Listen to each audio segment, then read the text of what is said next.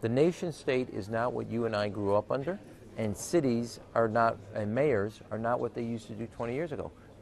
Today a mayor must have their own economic, international trade position if you're a global city, and cultural exchange in a way that they never had to do 20 years ago. And it's not just a sister city program with a new flight. You're going to have to do things today.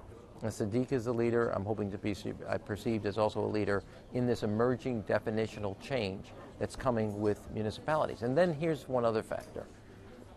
Political systems today are very fragile because the public that we represent do not think governments represent them or are actually attuned to what they want. That's not true. Of faith. But that's not true in local governments. People see local governments as something they can influence and that also influences their lives. And that stability in a period of instability is why cities are emerging as such a powerful players on the international stage. I've heard from so many people in the tech community in the United States, even people who aren't fans of Donald Trump, some of these leaders, that they're still very hopeful that some of the economic promises he's made will come through, tax cuts and that type of thing. What are you hearing from Chicago-based businesses, tech or not? Are they still hopeful that some of this can be delivered in the United States from the president?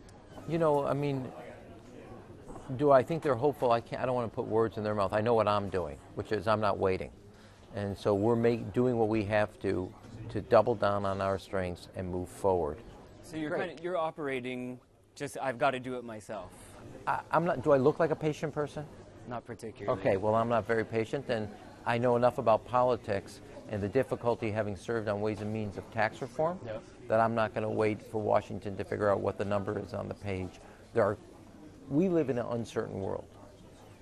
My job as mayor is to create certainty around talent, certainty around training, certainty around transportation, certainty around transparency and technology, that if you're looking at a city to expand, you want to expand in a place that is providing greater certainty in a very uncertain world. And that's my job as mayor. So you're talking about all these partnerships that mayors can create, including with tech companies, and local media say that you've been having some preliminary talks with one of Elon Musk's many companies, this time Boring Company. Do you think there's an actual opportunity there for this company to do tunneling under Chicago? Yeah, O'Hare and Midway are one of the reasons Chicago's a global city.